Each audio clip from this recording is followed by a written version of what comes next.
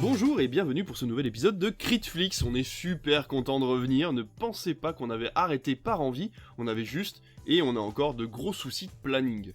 C'est d'ailleurs pour ça que pour ce nouveau numéro, nous ne serons que deux, les habituels David et David, pour vous parler de plein de choses autour du cinéma. Un programme très chargé, car il s'est passé énormément de choses ces derniers temps, et on voulait revenir dessus et vous donner notre avis. Mais on commence déjà par le commencement. Comment vas-tu mon cher David ? Eh bien ça ne peut aller que bien, parce que je suis vraiment ravi de te retrouver et de vous retrouver tous pour cette émission. Ça faisait longtemps qu'on n'avait pas parlé de cinéma avec vous et je suis très impatient. Voilà, et en plus on est dans la même pièce, donc là ça va vraiment être des réactions à chaud, il n'y aura pas de temps de latence, ça va être très très bien, on va jouer au ping-pong vocal. Alors, au programme de ce podcast, la chronologie des médias qui bouge encore en faveur de Disney, l'état des salles en France, mais aussi notre point de vue de petites salles de province. On vous parlera aussi de Black Panther Wakanda Forever, Avalonia, et une nouvelle étude qui parle du prix de la place en prenant en compte que le tarif plein. Alors, beaucoup de choses en effet, alors on va commencer tout de suite. On commence déjà par parler des salles de cinéma en France pour le moment. Alors les sons de cloche diffèrent selon les médias, mais il semblerait que le cinéma se porte mal, moins 34% annoncés pour le mois de septembre entre 2019 et 2022 au niveau national. Des chiffres alarmants, donnant l'occasion à chacun de frapper sur l'ennemi qu'il souhaite, les plateformes, le Covid, la chronologie des médias, le cinéma français, celui d'outre-Atlantique également, ou encore le prix de la place. C'est la faute de tout le monde et finalement celle de personne, mais on va tenter de revenir dessus et de vous expliquer pourquoi il n'est finalement pas si simple de trouver des solutions, et surtout qu'il n'y en a peut-être pas besoin d'en trouver.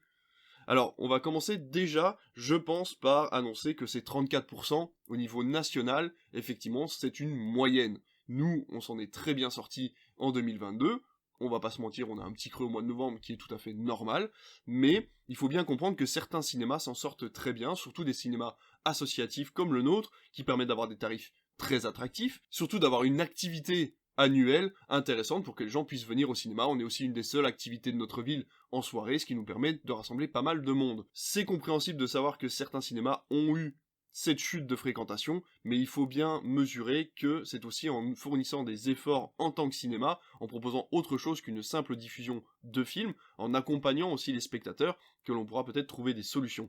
Alors toi David, qu'est-ce que t'en penses ? Est-ce que tu peux rajouter quelque chose à ça ? Alors c'est vrai que le cinéma actuellement, donc on subit une perte à peu près d'un tiers, on va dire, de ses spectateurs par rapport à la période avant Covid. Alors effectivement, c'est important de noter qu'il y a des salles qui s'en sortent beaucoup mieux que d'autres, c'est notamment le cas des cinémas arrêt essai, des cinémas ruraux, car comme tu l'as dit, dans beaucoup de petites villes, comme la nôtre en Bourgogne, c'est vrai que le cinéma est une des rares activités culturelles disponibles 7 jours sur 7, avec des séances pratiquement toute la journée, avec un éclectisme assez fort, et surtout qui propose des tarifs, comme on le disait. Nous, notre exemple du cinéma de Bourbon-Lancy, c'est pas de hausse de tarifs depuis 2013 sur le tarif plein, et des solutions de cartes d'abonnement qui permettent d'avoir des places à un petit peu plus de 5 euros. Ce qui est intéressant de noter, surtout, c'est que la baisse ralentit. C'était surtout en début d'année qu'elle était très forte, puisqu'on était aux alentours de moins 50% de fréquentation en janvier et février. Là, on est arrivé vers moins 30 à la fin de l'été. Là, on stagne un peu autour de moins 34, comme on le disait tout à l'heure. Et ce qui est intéressant, je trouve, c'est qu'effectivement, que les raisons sont vraiment diverses. Il n'y a pas, comme tu l'as très bien dit en introduction, de raisons principales pour lesquelles les gens ne vont pas au cinéma. Je cite un sondage sorti par le CNC au mois de mai dernier, où 38% des Français disent que c'est une perte d'habitude, c'est ce qui arrive en premier. Ils avaient l'habitude d'aller au cinéma jusqu'en début 2020, et puis petit à petit, ils ont pris des autres habitudes. Et ce que je trouve intéressant de noter, c'est qu'il ne s'agit pas que du cinéma, mais plus globalement de toutes les activités qui induisent de sortir de chez soi, qui ont eu une forte baisse depuis le Covid. On a 36% qui trouvent que c'est le prix du billet qui les rebute, alors ça c'est assez important. Encore une fois, on parle je pense surtout des grandes villes dans lesquelles les multiplexes affichent parfois des tarifs supérieurs à 10 € la place. 26% des gens disent préférer les autres supports, notamment les plateformes au cinéma, et 23% un manque d'intérêt pour les films proposés cette année. Donc c'est vraiment, vraiment très serré, 38, 36, 26 et 23%. Donc on voit que les raisons sont très diverses, mais qu'au final, c'est un tout qui fait qu'on a environ un tiers des spectateurs, on va dire, qui ne sont pas vraiment revenus en salle depuis la fin du Covid. Alors, comme le dit Marc-Olivier Sabag, le délégué général de la Fédération nationale des cinémas français, il y a environ 70% des spectateurs qui sont revenus, et on espère qu'en décembre, avec le retour d'Avatar, on sera à peu près à 80%, ce qui n'est pas une si grosse catastrophe, hein, puisque, encore une fois, on a beaucoup d'autres activités qui ont souffert, hein. On peut penser au théâtre, même certains clubs sportifs qui ont une activité qui a baissé depuis le Covid, parce que les gens ont pris l'habitude de rester chez eux. Et puis finalement, on peut aussi penser au fait que, malheureusement, enfin c'est pas de bol, mais 2019 a été une année loto gagnant, hein. On a fait de très très bons chiffres, les films ont été très bons, et tout ça a été coupé par le Covid, avec des productions forcément qui ont eu moins d'argent, une attente, hein, une espèce de file d'attente de films qui devaient sortir. 2020 aurait peut-être été une très mauvaise année, puisque si les gens ne sont pas intéressés par les films qui sont sortis en 2021 et 2022, c'était forcément des films qui étaient prévus pour 2020 et 2021. Donc il faut bien prendre en compte que si ça se trouve, 2022 aurait été une bonne année s'il n'y avait pas eu de Covid, puisque 2020 et 2021 auraient été peut-être en retrait par rapport à 2019, qui de toute façon est une année charnière. C'est très difficile de s'y comparer, puisque les chiffres étaient vraiment très très bons. Donc voilà, c'est encore quelque chose de... Il faut encore se méfier de ces chiffres-là. Nous, on compare avec 2018, parfois avec 2020 aussi, puisqu'il faut prendre en compte tous ces films-là. On parle par exemple du gros succès des Baudins l'année dernière, qui a eu énormément de succès dans notre région, et qui ne nous permet pas de comparer justement cette période avec la période de cette année, puisque, comparons ce qui est comparable, on n'a pas un titre du succès des Baudins cette année en 2022. Donc voilà, c'est encore... il y a énormément de paramètres, c'est très difficile. Tout ce qu'on peut vous dire, c'est que dans tous les cas, allez au cinéma si vous en avez envie. N'allez pas forcément voir un film pour voir un film, puisque il faut quand même que vous ayez envie de sortir. On a peur aussi que les gens se dégoûtent du cinéma à aller voir des films qu'ils n'ont pas forcément envie de voir, à se forcer à aller au cinéma. C'est pas l'intérêt. Oui, et d'ailleurs, je trouve que l'exemple des Baudins est un excellent exemple, puisque si vous nous écoutez dans une grande métropole française, vous n'avez peut-être pas ou peu entendu parler du film, et c'est ça qui est assez passionnant, je trouve, c'est que Les Baudins, c'est un carton dans les cinémas ruraux, et ça n'a pas du tout marché en ville, de la même manière que certains blockbusters peuvent cartonner dans des grandes villes et beaucoup moins chez nous, et ça montre vraiment la pluralité non seulement des salles de cinéma mais aussi du public. Les gens ne vont pas voir les mêmes choses selon qu'ils habitent en ville ou dans les milieux ruraux. D'ailleurs, je crois que le CNC, il y a un indice sur le site qui répertorie le box-office, le site professionnel auquel tout le monde n'a pas accès. Il y a une sorte de ratio qui est toujours indiqué entre la ville et le cinéma rural. Et donc, l'argument qui dit que c'est le prix du billet qui freine les gens, on se rend compte qu'il est beaucoup plus prégnant en ville qu'en campagne, et c'est là encore une fois qu'on a un vrai maillage du territoire qui est complètement différent, et qui fait que nous dans le rural, on a la chance que le cinéma se porte plutôt bien. Je n'ai pas nos chiffres exacts, mais sur toute l'année, on était sur une progression parfois de plus 2, plus 3% par rapport à 2019, alors que des cinémas de grandes villes autour de chez nous étaient plutôt sur du moins 10, moins 20, moins 30%. Donc tout n'est pas perdu pour le cinéma, et ça je pense que c'est important de le noter. Et puis, je sais pas si on peut en dire un petit mot, mais c'est vrai que ce qui est assez inédit en France, là j'ai les chiffres du box-office sous les yeux, alors on enregistre cette émission le 30 novembre 2022, donc ça c'est les chiffres du dimanche 27 novembre au soir. 9 des 10 films les plus vus en salle sont des films américains. Et ça, c'est vrai que c'est assez inédit chez nous. On a évidemment le carton de Top Gun, après de 7 millions d'entrées, 6 670 000. Après Les Mignons, alors coproduction française, puisque Illumination à l'origine était un studio français, coproduction française américano-japonaise, mais tout de même un film avant tout américain. Puis on a Jurassic World, Doctor Strange, The Batman, Thor, Black Panther, Les Animaux Fantastiques et Uncharted. Quand je vous dis que 9 films sur 10 sont américains, c'est non seulement 9 films sur 10, et surtout ce sont les 9 premiers, puisque c'est seulement à la 10e place qu'on retrouve Qu'est-ce qu'on a fait au bon Dieu 3, avec ses 2 400 000 entrées, qui a été franchement une déception, je pense, à la fois critique, mais surtout en termes de nombre de spectateurs. Nous on l'a vu chez nous, on avait la sortie nationale, on avait programmé plein de séances, et on a eu beaucoup de monde en avant-première, et un peu moins par la suite.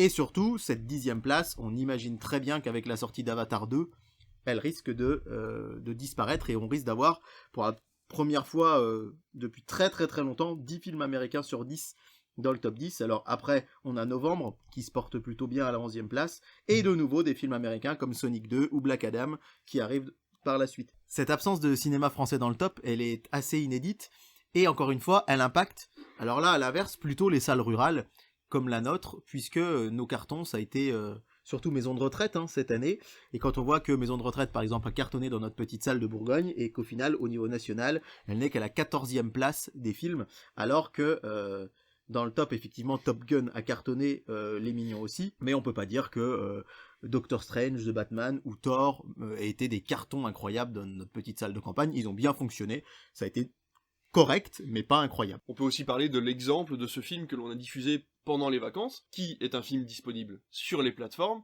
un film qui était diffusé le soir même sur TF1 de façon totalement gratuite, et qui a fait notre plus grosse séance quasiment du mois d'octobre. Donc ça, il faut bien en parler. Le film, parfois, n'a presque pas d'importance. En fait, ce qui compte, c'est ce qu'on va créer autour, l'engouement qu'on crée autour d'un film, et l'engouement que se créent les gens tout simplement par le bouche à oreille, ou par la communication qu'ils ont pu voir dans leur ville. Encore une fois, en tant que ville rurale, on a la possibilité de passer ce genre de film-là, et d'avoir du succès dessus, parce que les gens ont envie d'une sortie bien particulière, et on comprend que dans les grandes villes, avec le multiple possibilités de sorties et d'activités, on n'est pas forcément envie de mettre le cinéma au premier plan, on le comprend tout à fait, et c'est tout à fait normal.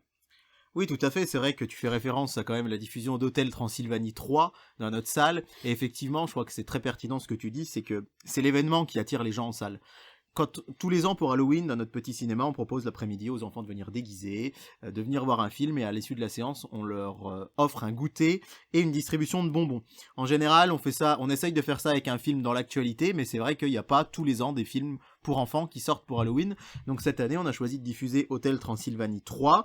On a choisi ça à mi-septembre, et à quelques jours de notre séance, on a découvert que TF1 le passait le soir même à la télé, et on savait évidemment aussi qu'il était déjà disponible sur Netflix, et pourtant, ça a été notre plus grosse séance des vacances de la Toussaint, et parce que les gens nous ont dit, c'est notre sortie, il y avait beaucoup de grands-parents avec leurs petits-enfants, qui nous ont dit, oui, les enfants veulent venir, ils se déguisent, et puis le fait de voir un film sur grand écran, c'est aussi une expérience qu'on a envie de partager avec nos enfants et nos petits-enfants. J'ai souvenir d'une maman qui m'a dit on avait très bien vu qu'il passait ce soir sur TF1, mais il manque pas de chaîne à la télé sur la TNT, on a aussi les plateformes à la maison, donc on va largement leur trouver autre chose à leur passer. Et c'est vrai que ça a été une excellente surprise, parce qu'on n'en menait pas large, ne serait-ce qu'en début d'après-midi du 31 octobre, en se disant est-ce que les gens vont venir. Donc c'est ce qu'on renouvelle dans notre cinéma. Là on va faire pareil pour Noël, avec un film, un goûter, une distribution de papillotes, de chocobons, de choses comme ça. Et c'est vrai que ces événements-là, en fait, les gens ont besoin de moments aussi qui marquent un petit peu leur vie, je pense, sans dire que voilà, ça n'a pas un impact fondamental sur l'existence, mais des petits moments de plaisir, des petits moments de bonheur où, pour notre tarif de 6,50 €, 5,30 € pour les étudiants et 4 € seulement pour les moins de 14 ans, il y a possibilité de se faire une sortie familiale en fait pour une vingtaine d'euros, et de se graver des souvenirs pour la vie. Et ça, je pense que c'est aussi ce que les gens cherchent. Et c'est là aussi où le cinéma ne peut pas être qu'une usine, comme certains multiplex, c'est pas leur faire offense, mais c'est vrai que avec des séances toutes les demi-heures, réparties sur plein de salles, avec des places à 10-12 €, avec des pop-corn qui vont vite avoisiner les 10 € le paquet avec la boisson, et qui au final ont du mal à proposer autre chose que le film. Et ça, c'est vraiment quelque chose qui, je pense, est une des manières avec lesquelles le cinéma pourrait se développer et se moderniser, c'est de proposer des animations autour du film, avec le film, accompagner le film, pour que les spectateurs aient vraiment l'impression d'avoir une plus-value au prix de leur billet, et pas seulement venir voir un film. Et en plus de ça, ça permet aussi de parler de l'engouement pour le... c'est un peu fort comme mot, mais pour le rétro. On voit que les gens ont envie de revoir des films qu'on a multidiffusés à la télévision, mais de les voir sur grand écran, avec un bon son, parfois remasterisé. Et c'est vrai qu'il y a cette envie de retrouver de la nostalgie, de retrouver des moments qu'on a connus dans son salon, mais dans une salle de cinéma. Et c'est vrai que les parents aiment bien refaire découvrir des films. On a vu avec le festival Play It Again, qui a eu un petit peu plus de succès cette année. On voit qu'il y a vraiment cet engouement pour je vais pas dire les vieux films, mais en tout cas pour la possibilité de revoir des films sur grand écran. On a eu notre succès Retour vers le futur. On passe bientôt Le Seigneur des Anneaux, et on sait que ça va fonctionner parce que les gens en ont envie. Ils ont envie de redécouvrir tous ces films-là qu'ils ont vus des dizaines de fois sur un petit écran, et de le voir dans le cadre de la salle de cinéma, bien installé, avec un bon son et un bon écran. Oui, et puis c'est transgénérationnel. Je me souviens en 2017-2018, quand on avait passé La Grande Vadrouille, le retour de La Grande Vadrouille en salle dans notre cinéma, ça avait cartonné parce qu'il y avait des gens de 60-70 ans qui l'avaient vu à la sortie et qui voulaient le revoir sur écran. Et puis il y avait toutes ces générations, y compris la nôtre, plus jeunes, qui avons grandi avec Louis de Funès, qui avaient envie de le voir sur grand écran. Et là, pour Retour vers le futur, c'était vraiment fascinant, parce qu'il y avait des trentenaires qui ont grandi avec le film, un peu comme nous. Il y avait des plus jeunes qui avaient entendu parler du film via la pop culture. Il y avait des parents qui emmenaient leurs enfants pour le découvrir. Et il y avait aussi des gens, on était surpris, qui n'avaient jamais entendu parler de Retour vers le futur, mais qui se sont dit ça a l'air d'être une soirée sympa, et qui sont venus voir le film. Et je pense que là où beaucoup de gens pensent que non, les gens vont pas payer une place pour aller voir un film qu'ils connaissent déjà, Et ben, je pense que quand les gens sont vraiment amoureux d'un film, ils sont heureux de le découvrir ou de le redécouvrir sur grand écran. Y compris, effectivement, on peut se dire que ça a de l'intérêt de revoir Le Seigneur des Anneaux parce que c'était une pièce majeure du cinéma des années 2000, mais je pense à La Chèvre de Francis Weber avec Gérard Depardieu et Pierre Richard qu'on a diffusé l'automne dernier et qui finalement avait rempli la salle, alors qu'on peut pas dire que ce soit une prouesse visuelle incroyable, mais moi qui suis un grand fan de Pierre Richard, découvrir La Chèvre sur grand écran que j'avais déjà vu 1000 fois à la télé, en VHS ou en DVD, ça a été quelque chose d'assez incroyable. Et je pense que l'engouement il est là, et on a besoin, nous petits cinémas, que les distributeurs nous aident à vivre ça. Et on peut en remercier certains qui nous proposent leurs films sans minimum garantie, donc qui nous permettent de les diffuser. Il y en a d'autres où c'est plus compliqué, où on nous demande, où on sait qu'on va perdre de l'argent. Sur beaucoup de films, on sait quand on passe un vieux film, on va perdre de l'argent. Et ça, c'est un peu dommageable parce que forcément, ça nous freine, nous, à proposer plus souvent ces films qui, je pense, auraient la capacité de séduire beaucoup de monde. Et en l'occurrence, c'est vrai que quand on a un gros minimum garanti, forcément, ça nous freine un petit peu. On va passer à notre sujet d'après, qui est forcément lié, de toute façon, puisque on va parler de cette étude. J'ai trouvé cette étude sur Twitter, étude tout à fait sérieuse, je vous retrouverai le lien si vous en avez besoin, d'un bureau d'études, du coup, qui a été recherché ce fameux prix moyen dont tout le monde parle, le prix moyen de la place de cinéma, qui est aux alentours de 7 €, je crois, par le CNC, où là, ils se sont dit... Oui, mais finalement, tout le monde n'a pas accès forcément au tarif réduit, tout le monde n'a pas accès aux cartes d'abonnement, tous les cinémas ne le proposent pas non plus. Est-ce que finalement, on va pas pouvoir créer un tarif moyen du tarif plein? Forcément, ce tarif moyen augmente, il est de 10 € en moyenne en France. Pourquoi? On va tenter de vous expliquer un petit peu ce qui se passe dans le cinéma, quels sont les systèmes de paiement, pourquoi tout le monde n'y a pas accès. Parce que il faut aussi que les gens comprennent que, voilà, selon les cinémas, selon là où on habite, selon nos moyens, on ne peut pas toujours se payer un tarif réduit. C'est un truc tout bête, mais on va commencer par ce sujet-là. Une carte d'abonnement, c'est une somme d'argent à donner à un moment qui est parfois trop importante par rapport à son budget. Et donc forcément, on se retrouve coincé à ne pas pouvoir prendre un abonnement qui nous permettrait de payer moins cher par place, puisqu'on ne peut pas payer toutes les places en même temps, et donc on s'oblige à prendre un tarif plein, ou un tarif à peine réduit, parce que on n'a pas les moyens de prendre un abonnement complet. Tous les cinémas n'ont pas la capacité de pouvoir faire une carte illimitée. Dans une ville comme la nôtre, une carte illimitée, ce serait un gouffre financier. Les gens viendraient beaucoup trop au cinéma, et c'est les cinémas qui vous proposent une carte illimitée savent que de toute façon, une grande partie des gens ne vont pas rentabiliser cette carte-là, et c'est là-dessus qu'ils comptent aussi. Donc voilà, il faut bien prendre en compte que finalement cette étude-là, elle est importante de savoir que tout le monde ne peut pas se payer un tarif réduit. C'est bizarre à dire comme ça, mais voilà, c'est le cas. Et nous, on a des tickets d'abonnement, c'est 31,80 € pour 6 tickets. Mais c'est vrai que 31 €, faut les sortir, surtout en ce moment, c'est la crise, et 31 €, on a envie d'en faire parfois autre chose, donc on comprend tout à fait que les gens se basent sur un tarif plein, quel que soit son prix, que ce soit 6,50 € ou 12 €. C'est vrai que moi, c'est assez paradoxal, mais il y a deux choses qui m'énervent beaucoup sur les réseaux sociaux, c'est quand j'entends « le cinéma c'est trop cher, c'est inaccessible, on peut pas y aller ». Effectivement, quand on va dans des grandes villes, j'y étais encore récemment, avec des multiplex à 12-14 €, c'est vrai que moi, je me dis, on marche un peu sur la tête quand même, on se retrouve à payer une place de cinéma au prix d'un Blu-ray qu'on pourra voir et revoir à volonté sur notre grand écran à la maison. Donc, oui, le cinéma est trop cher, mais ce qui m'énerve, c'est quand voilà, on entend beaucoup de gens, c'est trop cher, c'est trop cher, c'est trop cher, alors qu'il existe des solutions pour le payer moins cher. Mais ce qui m'énerve tout autant, et tu fais bien de le préciser, c'est quand sur les réseaux sociaux, on nous dit « Oui, mais vous avez qu'à prendre une carte d'abonnement, oui, mais vous avez qu'à y aller quand les tarifs sont réduits ». Je pense qu'il faut aussi comprendre que pour certaines personnes, même une séance à 5,30 €, même une séance à 4 €, c'est trop cher. Je pense qu'il faut bien se rendre compte qu'on est dans une période d'inflation, où l'économie c'est très compliqué pour tout le monde, et il y a certaines familles, une fois qu'on a payé le gaz, l'électricité, l'eau, qu'on a notre paquet de pâtes qui a pris 30 centimes, la baguette de pain 20 centimes, d'autres produits du quotidien qui ont beaucoup augmenté, eh bien c'est normal que le cinéma ne passe pas avant tout ça. Enfin, il suffit... c'est complètement logique. Donc oui, le cinéma est un loisir avant toute chose, et comme tous les loisirs, il passe avant le quotidien, avant tout ce qui est nécessaire, ne serait-ce que déjà à la survie, de pouvoir se chauffer, se nourrir, mettre de l'essence dans la voiture pour aller bosser. Non, il n'est pas inaccessible à tous, il est parfois très cher, parfois trop cher, mais on a toujours des astuces pour payer moins, mais néanmoins, il n'est quand même pas à la portée de toutes les bourses, et ça c'est quelque chose, je pense qu'il est important de noter. Et effectivement, les cartes d'abonnement, moi c'est vrai que chez nous 31,80€ les 6 places, ça fait 5,30€ la place. Donc on est parfois seulement à un tiers du prix de multiplex qui passe des films à des séances à 12, 13, 14, 15€. Mais parfois 5,30€, et ben ça fait quand même, si vous venez en famille, avec 2 séances à 5,30 et 2 à 4€, ben vous êtes quand même pas loin des 20€, et on sait que pour 20€, on a quelques courses également.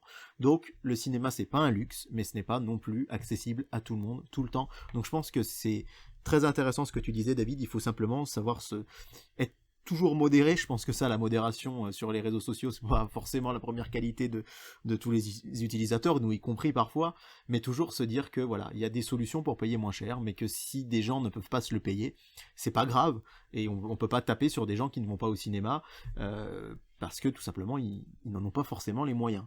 Donc voilà, mais comme tout un tas d'autres loisirs, il y a des gens qui n'ont pas les moyens de se payer une salle de sport, qui n'ont pas les moyens de se payer, d'aller voir le musée, le théâtre, ou de se payer une plateforme pour regarder des films à la maison. Donc voilà, je pense qu'il est important de jamais juger les gens par rapport à tout ça, mais de se dire que effectivement, si vous en avez les moyens, nous on est passionnés de cinéma, et c'est pour toi ton boulot, et puis pour moi une passion associative qui me prend beaucoup de temps. Donc effectivement, inciter les gens à essayer d'y aller dans la mesure de leurs possibilités, parce que ça reste un moment unique, ça reste un moment où, et ça on l'entend beaucoup en ce moment, avec l'actualité, que ce soit l'inflation, la guerre en Ukraine, le retour du Covid, etc., etc., des petits moments comme ça où pendant 1h30, 2h, 2h30, on s'échappe à son quotidien finalement en restant près de chez soi, et simplement en s'évadant face à un grand écran, et surtout le fait de sortir. C'est vrai que beaucoup le notent, ça, des sociologues. Je disais une étude assez intéressante, que finalement les plateformes, on peut aussi s'évader, vous pouvez autant vous évader devant Netflix que devant un film en salle, mais le simple fait de sortir de chez soi, de prendre l'initiative, de prendre sa voiture ou d'aller marcher, d'aller au cinéma, de voir le film, de rencontrer éventuellement d'autres spectateurs, de discuter avec le projectionniste, c'est des choses qui marquent et qui comptent, et c'est un acte sociologique finalement assez intéressant de venir au cinéma. Donc n'hésitez pas à venir nous voir, on est là pour ça. On va faire une petite pause dans tous ces sujets-là, on va essayer de prendre un petit peu la salle pour ce qu'elle est, et on va vous prendre quelques minutes pour parler de Black Panther 2, Wakanda Forever, qu'on a vu tous les deux. Je pense qu'on va avoir à peu près le même avis. Encore une fois, notre avis ne tient qu'à nous. Il est normal que vous ayez peut-être un autre avis, on vous incite d'ailleurs à venir nous en parler, à nous le dire, dire ce que vous en avez pensé. On va commencer par dire que toi et moi, Marvel, c'est pas ce qui nous fait rêver le plus en ce moment. C'est vrai que depuis Infinity War et Endgame, on est sur une nouvelle phase. Alors la pauvre est arrivée pendant le Covid, alors encore une fois, c'est difficile d'être totalement objectif et de se dire voilà, la qualité est là ou pas.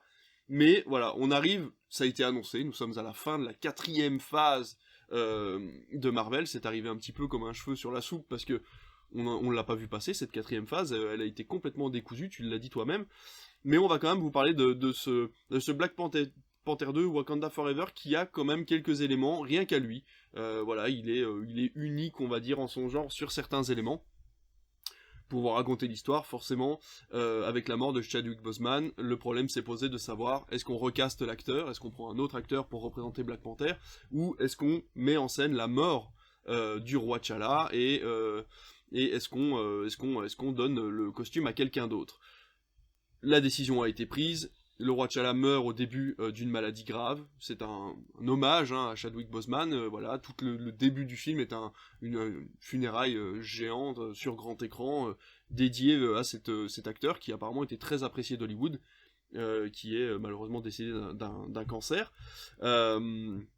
Et là se pose le problème du Wakanda. Le Wakanda n'a plus de roi, il est assailli de tous les côtés par l'ONU, par les grandes puissances de ce monde, mais ils arrivent à se protéger, et ils se rendent complètement indépendants du reste du monde, et décident de fermer les portes pour se protéger. De là en découle forcément un événement, et va arriver une nouvelle nation qui s'était cachée depuis des millénaires, et qui va devoir s'associer ou combattre le Wakanda, et donc ça on vous laissera le découvrir en salle, on va essayer de pas trop vous spoiler, voilà.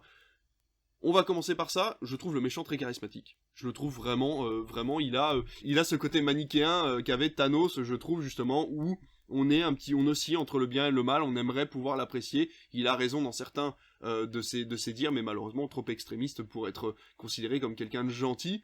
Et je trouve que les doutes du côté du Wakanda sont vraiment des doutes d'une nation qui viennent de perdre un leader et les problèmes géopolitiques qui vont avec. Encore une fois, Marvel ne fait pas dans la précision, c'est-à-dire que ces problèmes géopolitiques sont quand même mis de côté très très vite, et on a à partir de ce moment-là un film qui est quand même assez fade, qui va reprendre comme à chaque fois les mêmes rituels, c'est-à-dire une phase de doute pour le héros, pour le coup cette fois-ci c'est une héroïne, et puis la remontée forcément de cette nation face à cette héroïne qui va reprendre confiance en elle.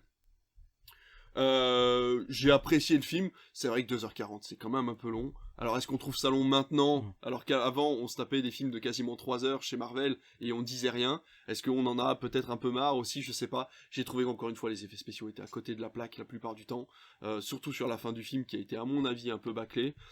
J'étais pas vraiment très content de cette partie-là. Un autre avantage du film, ce sera par contre le fait que ce soit un film avec très peu de personnes blanches à l'intérieur, tout simplement un film qui a été dédié et fait par des personnes de couleur, qu'elles soient noires ou là pour le coup plutôt mexicaines, latino, et voilà exactement. Donc on apprécie vraiment par contre cette partie-là de se dire que maintenant ça y est, on peut avoir des films qui s'approprient en fait certaines nations, certaines philosophies de vie, voilà, certaines personnes, et ça fait vraiment plaisir à voir. Ça par contre de ce côté-là on peut pas le reprocher. Donc je sais pas ce que t'en as pensé toi David, mais en tout cas moi je pense que j'ai à peu près tout dit là-dessus. Déjà moi j'ai du mal à me positionner par rapport à Marvel actuellement. C'est vrai, comme tu l'as dit, je suis de moins en moins hypé par Marvel, et ce depuis déjà 1 ou 2 ans. C'est vrai que, pour commencer, je dirais déjà que mon rapport à Marvel, il est assez compliqué. À titre personnel, moi j'ai commencé de lire des comics en 2007, à la sortie de Spider-Man 3 de Sam Raimi en salle. Il y avait eu une collection chez les marchands de journaux qui étaient les plus grands comics de Spider-Man.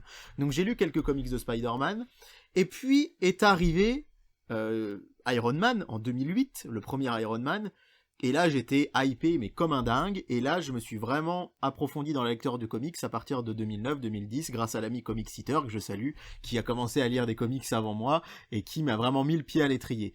Et j'avais une hype de malade sur les premiers films, Iron Man 2, Avengers, enfin bon bref, j'étais hyper enthousiaste jusqu'à un certain point où par moment je trouvais que voilà, globalement Marvel avait un peu de mal à se renouveler. Et petit à petit, quand j'ai commencé à affiner mes goûts cinématographiques et quand la réalisation a commencé à prendre vraiment le pas sur le scénario dans mes goûts de film, c'est vrai que j'ai été assez déçu. Je pense par exemple aux frères Russo, qui sont des réalisateurs qui, à titre personnel, moi je trouve extrêmement fades, classiques, voilà. Et je fais partie des rares personnes, sans doute, à ne pas apprécier plus que ça Infinity War, par exemple. J'ai préféré un peu Endgame, mais c'est vrai que là, aujourd'hui, je dirais pas que je suis dans un trop-plein de Marvel, mais je trouve qu'on avait quand même un rythme d'un film par an à peu près. Là on est à 3, voire 4 films, et alors quand on rajoute à ça les séries Disney+, l'univers c'est génial parce qu'il s'étend, il s'étoffe, il y a plein de crossovers, plein de mélanges, mais déjà le premier défaut je trouve c'est que c'est très difficile d'y entrer finalement dans cet univers. Moi j'étais avec des amis à la séance de Wakanda Forever, j'étais pour le coup dans une grande ville, j'étais à Marseille, et qui n'avaient pas suivi plus que ça Marvel, ils ont passé un bon moment, mais c'est vrai qu'il passe à côté de plein de choses. Donc je dirais que mon rapport à Marvel, il est toujours, c'est un peu je t'aime moi non plus. Je suis toujours fan de cet univers incroyable, je continue de lire des comics, mais c'est vrai qu'au cinéma, c'est toujours un peu différent. Je dois dire aussi, et ça c'est aussi une grosse unpopular opinion, que mon Marvel préféré sans doute de ces dernières années, c'est Les Éternels de Chloé Zhao, que j'ai beaucoup aimé. Je sais que beaucoup ne l'ont pas aimé du tout, et parce qu'il proposait un peu autre chose. Là, Black Panther, j'ai du mal à me faire un avis construit. Déjà parce que le premier argument qui va contre le film, selon moi, je ne m'autorise même pas à l'avoir. C'est-à-dire que je pense que je ne devrais pas avoir cet avis. C'est qu'ayant lu pas mal de comics, le fameux méchant, qu'on va pas citer, qui commence par un N, je n'irai pas plus loin, il est très différent de ce qu'il y a dans les comics. Et moi, je suis le premier à me dire qu'il faut que je me détache de l'œuvre de base. Même quand je lis un roman et qu'on va voir un film, c'est toujours dur, hein, parce qu'on sait imaginer des choses. Et là, c'est vrai que j'ai failli dire son nom, est très différent dans le film que dans les comics, et à chaque fois je me disais ah mais non, mais normalement c'est pas comme ça, et encore une fois je m'autorise pas à avoir cet avis parce qu'il faut que j'arrive à m'en détacher. Donc il est charismatique, il est bien joué. À titre personnel, j'ai pas aimé la manière dont l'hommage a été rendu à Chadwick Boseman au début. Je pense qu'ils auraient pu faire quelque chose de plus grandiose, de plus marqué. J'ai trouvé que vraiment, alors bon, le film démarre sur les chapeaux de roue, hein, avec cette scène où la sœur de T'Challa arrive et se dit il faut qu'on le sauve, il va pas bien. J'ai trouvé que ça allait super vite. Hop, tac, on arrive, il meurt. On l'a pas vu. Alors, c'est un choix artistique que je respecte. C'est vrai qu'on aurait pu le mettre en CGI. Et finalement, c'est pas plus mal sans doute de pas l'avoir vu, mais j'ai trouvé que c'était bâclé, que ça allait très vite et qu'on passait très vite à autre chose. Et finalement, il aurait mérité peut-être plus bel hommage. Finalement, le plus bel hommage que j'ai trouvé dans le film, c'est le logo Marvel qui apparaît avec que des images de Chadwick Boseman. Là, c'était plutôt réussi. Je vais avouer que la scène post-générique, moi, m'a marqué. Et la scène post-générique également, ouais, je suis d'accord. Je suis tout à fait d'accord. Plus que finalement ce qu'il y a eu au début. Oui. Donc globalement, premier avis, je me dis le méchant est pas terrible par rapport aux comics, mais que dans le film ça marche, donc c'est un argument que je ne m'autorise pas. Deuxième chose, je pense l'hommage qui aurait pu peut-être être mieux réussi, du moins à mon avis. Après, globalement sur le film, 2h40, alors je revenais d'un voyage en train chaotique, j'étais très fatigué, mais finalement c'est passé relativement vite. Alors bon, sans doute parce qu'il y avait aussi un long générique, c'était pas tout à fait 2h40, mais ça a été. Et c'est un peu ce que je dirais des derniers Marvel que j'ai vus en salle sur la fin de la phase 3, la phase 4, c'est que globalement j'ai pas passé un mauvais moment, ça m'a bien diverti, j'ai aimé les personnages, j'ai aimé la nouvelle Black Panther. C'est peut-être un peu du spoil de dire au féminin, mais bon, je pense que voilà, vous l'aurez deviné ou vous le savez peut-être déjà. J'ai vraiment aimé ce personnage. J'ai aimé effectivement ce duel entre les partisans du Wakanda et les partisans du méchant dont je vous parle depuis un petit moment. Et voilà, donc globalement, c'est toujours un peu mitigé. Alors je sais que j'ai toujours des avis un peu bizarres sur les Marvel, parce que je sais que Doctor Strange in the Multiverse of Madness a plutôt divisé. Moi, il m'avait plu. J'ai beaucoup aimé Thor Love and Thunder. Et je vous dirais pas que j'ai beaucoup aimé Spider-Man No Way Home, parce que là je vais me faire taper sur les doigts.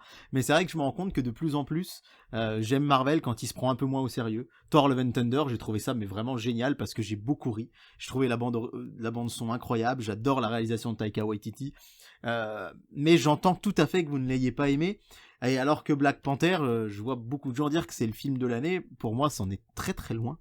Et voilà, on a soit des films, moi c'est mon ressenti très perso, hein, à la Thor, qui se prennent pas du tout la tête et qui sont, je trouve, très qualitatifs, parce que ils vont vraiment très loin dans le fun et dans la qualité avec laquelle c'est fait, ou à l'inverse, des films qui sont peut-être, certains jugeraient trop sérieux, mais pour moi vraiment cette année, les films, enfin cette année c'était fin 2021, mais vraiment Les Éternels, c'est vraiment le film qui m'a beaucoup marqué, et vraiment en 2022 c'est The Batman qui m'a mis une calotte monumentale, et j'adore ce film, et je pensais que jamais je dirais que j'aimerais autant un Batman, parce que The Dark Knight, la trilogie de Nolan, pour moi, je pensais que jamais on ferait aussi bien. Je dis pas que Madrid fait aussi bien, il fait différent, mais il fait ça de manière incroyable.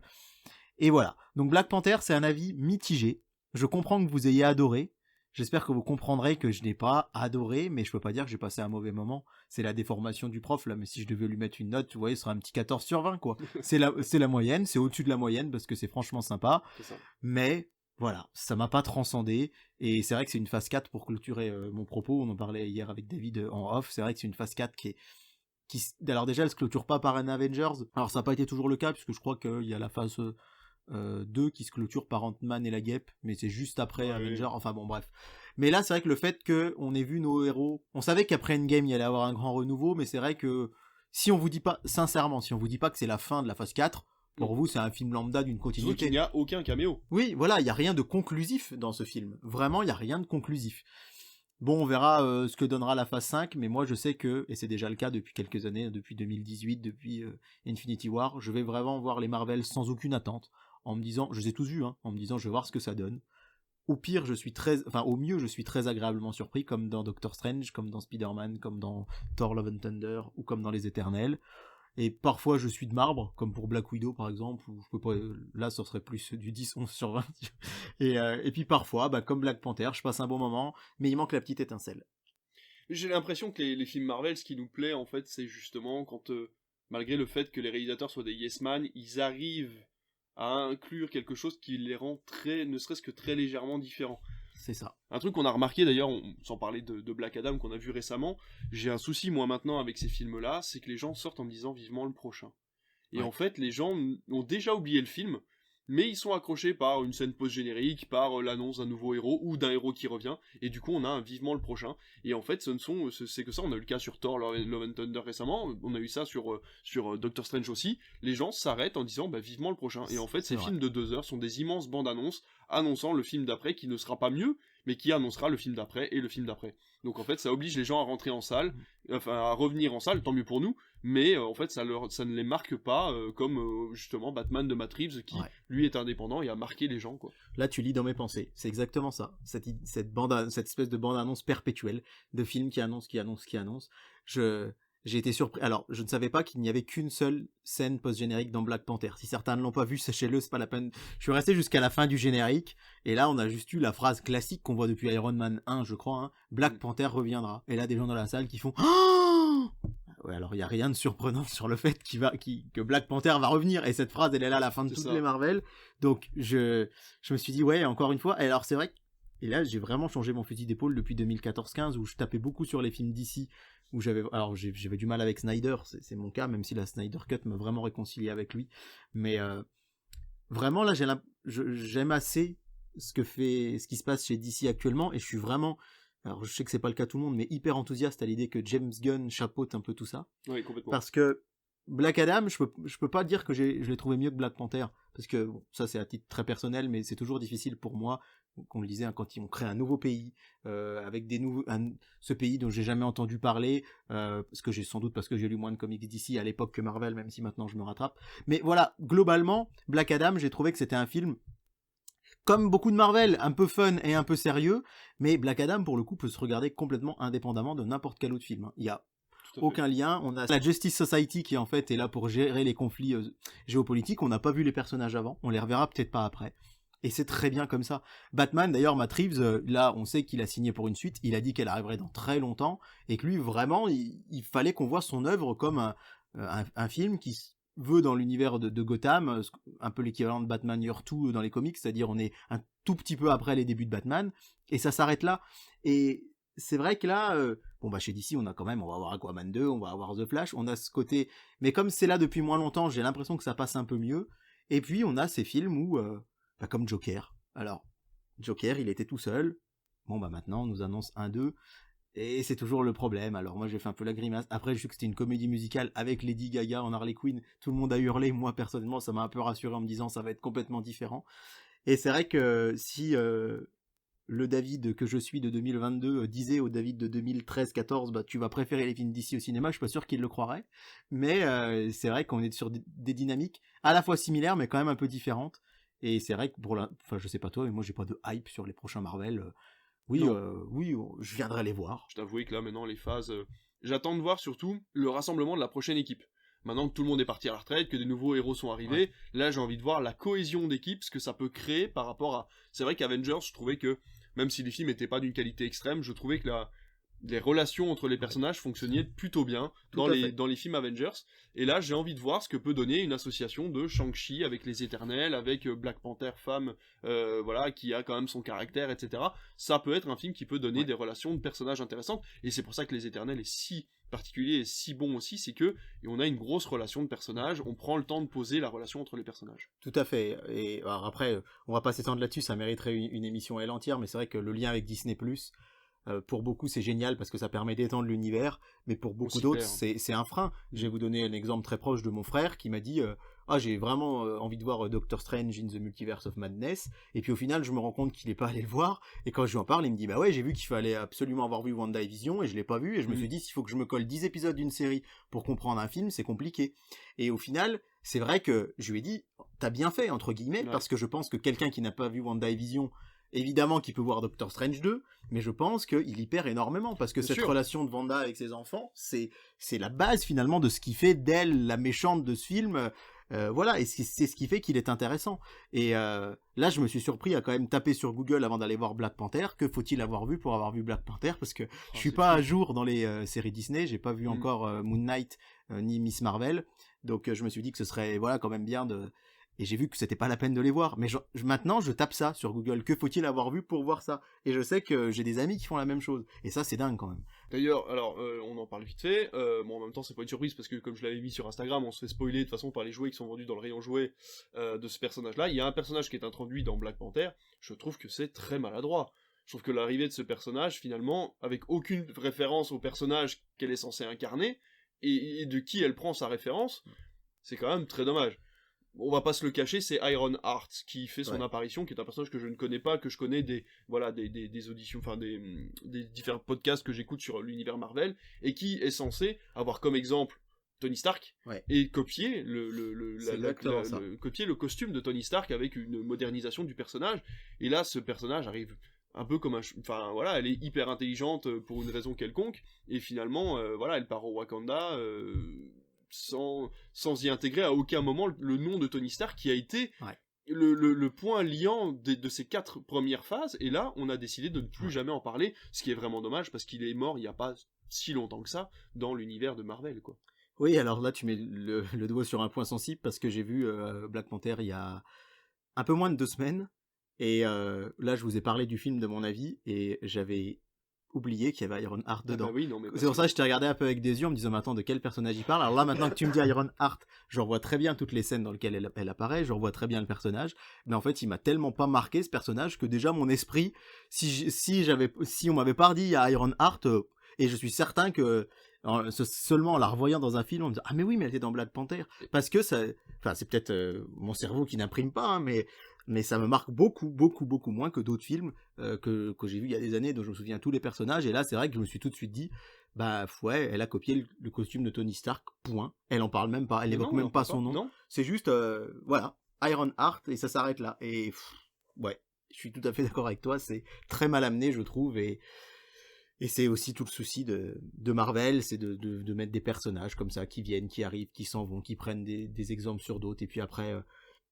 l'exemple typique de Jen dans Thor, hein, qui était là dans le 1, dans le 2, puis Nathalie Portman ne veut pas tourner dans Thor 3 ni dans les Avengers, et puis là finalement elle revient, donc on lui fait un gros chèque, elle revient dans Thor Love and Thunder, mais on va trouver une excuse pour expliquer elle a qu'elle clairement était pas envie d'être là en plus. Et c'est voilà, l'univers est tendu à ses limites, et c'est la machine à cash de Disney, Marvel, hein. De toute façon, là, on voit les chiffres, on en parlera tout à l'heure avec Avalonia, mais Black Panther qui fait un carton planétaire incroyable, ils sont pas prêts de s'arrêter, donc on parle un peu dans le vide, mais c'est bien aussi de donner notre avis et puis de dire ce qu'on en pense, quoi. Ouais, complètement. Mais de toute façon, on va retomber sur nos pattes et on va y passer tout de suite, ça va nous permettre de faire la transition entre les deux, puisqu'on va parler de l'échec d'Avalonia. Donc il faut savoir qu'Avalonia, c'était le film qui était prévu à Noël dans tous les pays du monde, ce fameux film de Noël qui sort tous les ans, un Disney ou un Pixar selon, et donc l'année dernière on avait eu droit à Encanto, hein, qui était sorti en fin d'année, et cette année on devait avoir Avalonia. En début d'année 2022, Disney avait décidé d'annoncer que Avalonia ne sortirait pas au cinéma exclusivement en France, il serait au cinéma dans tous les autres pays du monde, puisque les autres pays du monde n'ayant une chronologie des médias que très restreinte, ils auraient la possibilité de le passer très tôt sur Disney+. Malheureusement, et je vais te laisser continuer, Avalonia est un échec total. Alors effectivement, c'est un gros échec, hein, puisque Disney projetait un bénéfice de 30 à 40 millions de dollars sur sa première semaine d'exploitation aux États-Unis. Il faut savoir qu'au moment où on enregistre cette émission fin novembre 2022, on est juste après Thanksgiving. C'est une fête qui est coincée entre Halloween et Noël, et c'est un moment où les familles se retrouvent pour un dîner familial de la même manière qu'on fait le réveillon le 24 décembre, mais pas plutôt en journée. On va dire que c'est plutôt le repas du 25 décembre. Et en général, c'est vrai qu'on a une grosse tradition aux États-Unis qui font que les gens très souvent mangent ensemble le midi en famille, et puis il y a une grosse partie de la population qui va au cinéma le reste de la journée, en fin de journée ou le soir. Et donc c'est stratégique, sortir un film aux États-Unis à Thanksgiving, c'est un peu comme sortir un film à Noël chez nous, même si les Américains ils ont aussi Noël, donc ils ont 2 fois Noël dans l'année, mais pour le cinéma c'est super intéressant parce que ils savent que ça cartonne. Thanksgiving c'est toujours un jeudi, le 3e jeudi du mois de novembre, donc un jeudi férié, et donc après on enchaîne avec le samedi et le dimanche qui vient derrière. Donc c'était vraiment stratégique. Et on s'attendait à 30 à 40 millions de dollars ce week-end-là, finalement il n'a rapporté que 18 millions. Une contre-performance remarquable, hein, nous dit le Figaro, qui a fait un article très documenté à ce sujet il y a quelques jours. Hein. Vraiment, c'est très très surprenant. Et il est sorti en même temps dans 43 pays, on sait que nous on en sera privés, hein, mais il n'a engagé que 27,8 millions de dollars à l'international, donc 18 millions aux États-Unis. Si on rajoute 43 pays, enfin sur 43 autres pays, il fait 27, donc à peine 10 millions de plus. Donc Disney projette une perte de 100 millions de dollars, soit 96 millions d'euros, donc c'est pratiquement pareil. Hein.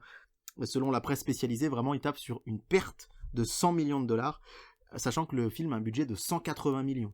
Donc autant vous dire que c'est un flop énorme. Alors chez Disney, on explique ça avec plusieurs arguments. Alors chez Disney, ou en tout cas chez les spécialistes, hein, on nous dit qu'effectivement, les 2 derniers films ont été des cartons. 2019, c'est La Reine des Neiges 2, et alors là, évidemment, ils surfent sur le succès incroyable et inattendu. Il faut rappeler que Disney pensait pas que La Reine des Neiges 1 allait marcher aussi bien, mais le 2, ça a été un carton. Et en fait, Encanto, c'est vrai que beaucoup de spécialistes disent que ça a été aussi la réussite de la fameuse chanson Ne parlons pas de Bruno, We Don't Talk About Bruno, qui a été un carton sur les réseaux sociaux avant la sortie du film, et qui a fait aller les gens en salle. Chez les critiques, on est aussi modéré en disant que Avalonia est beaucoup moins bien qu'Encanto, La Reine des Neiges 2. Et ça peut jouer aussi.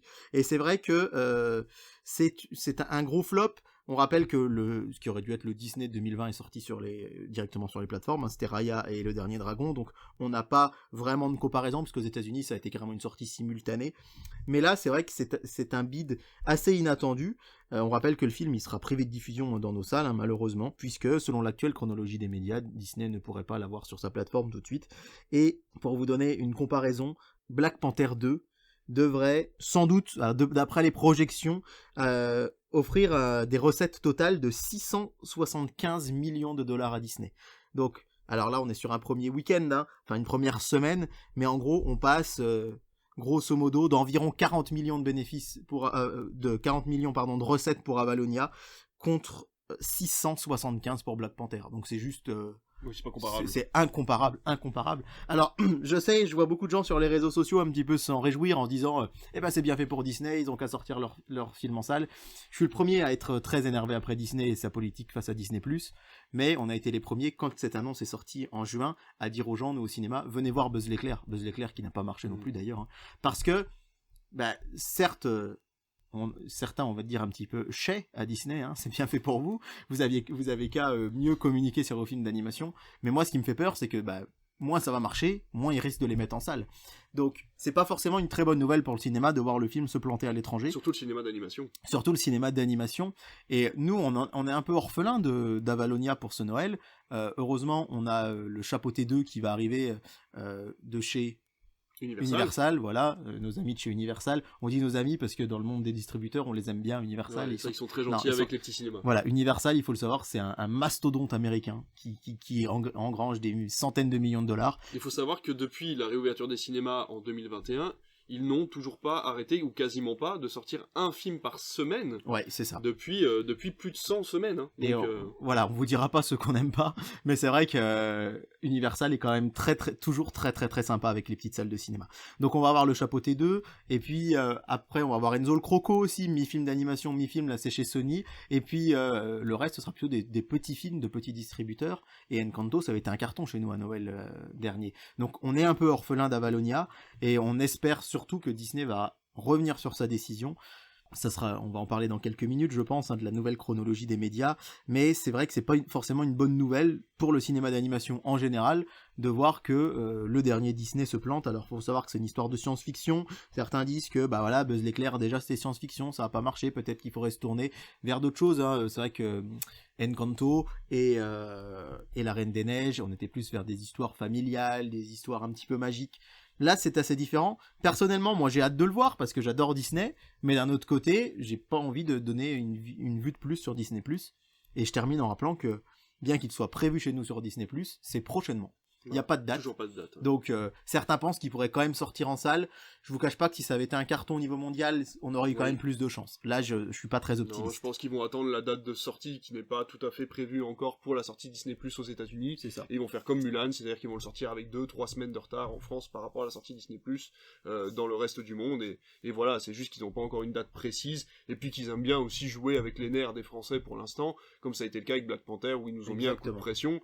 Donc voilà, il faut pas oublier, alors pour ceux qui pensent que se dire qu'un Disney ne vient pas au cinéma, c'est des places en plus pour les autres films un peu plus indépendants, c'est vrai et c'est faux. C'est-à-dire que c'est vrai dans le sens où les gens qui ne savent pas quoi faire et qui veulent venir absolument au cinéma viendront voir le Chapeauté, Enzo le Croco ou le Royaume des Étoiles. C'est faux dans le sens où un Disney amène énormément de gens en salle et c'est l'occasion de passer des bandes annonces de films plus indépendants qui motiveront les gens à venir en salle. Donc l'un dans l'autre, c'est un cercle qui est plutôt vertueux de base d'avoir des Disney au cinéma, plutôt que de se refuser un Disney en se disant que les gens viendront voir autre chose. Et c'est d'autant plus juste que, comme on le disait tout à l'heure, venir au cinéma, c'est aussi un coût.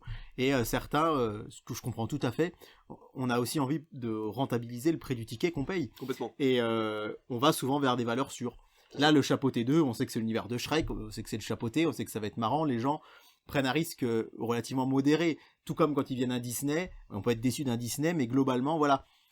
C'est toujours délicat, vous en faites peut-être l'expérience vous-même, hein. C'est aussi pour ça que les Marvel marchent, que les franchises marchent, que les suites marchent, parce qu'on sait qu'on va voir quelque chose qu'on peut potentiellement aimer. C'est toujours plus risqué d'aller voir d'autres films en se disant, voilà, on va tenter notre chance. Et parfois, bon, en général, ça se passe bien. Moi, je pense qu'il faut toujours oser risquer le coup, mais voilà, je pense aussi que une place de cinéma, ça se paye, et qu'il faut... les gens aiment bien aller voir ce qu'ils connaissent et sont un peu plus rassurés. Donc voilà, à voir vraiment pour la suite, mais c'est vrai que c'est vraiment, comme le dit encore une fois, je cite le Figaro, hein, d'où est tiré l'article dont je vous ai donné tous les chiffres là, mais c'est vrai que c'est vraiment un étrange fiasco. On s'attendait pas du tout à ce qu'il marche pas. Et finalement, il marche pas, donc on verra chez nous ce que ça donne. Mais je sais pas ce que vous en pensez, mais je trouve quand même que Disney, enfin les plateformes, ça c'est un autre sujet qui pourrait être vaste, mais les films marquent moins. Oui. Et j'ai ça en tête avec les derniers Disney, notamment enfin les Pixar, hein, Soul et Luca par exemple, et Raya que j'ai vu sur Disney+. Et c'est vrai que je me rappelle moins, j'ai l'impression de moins bien me rappeler des films qui m'ont moins marqué l'esprit qu'un Buzz l'éclair que j'ai vu récemment, ou qu'Encanto l'année dernière. Encanto j'avais adoré, donc c'est peut-être aussi pour ça. Mais Luca, je l'ai trouvé vraiment chouette. C'est vraiment un Disney que j'ai beaucoup aimé, mais il m'a pas marqué. Et je pense que le fait que de l'avoir vu sur mon lit, sur la télé, dans ma chambre, c'est pas la même chose que de m'être assis en salle et d'avoir vécu ce moment en tête à tête avec mon film, parce qu'aussi on n'a pas les distractions extérieures normalement au cinéma. On n'a pas le téléphone, on n'a pas les gens qui nous parlent, et ça joue.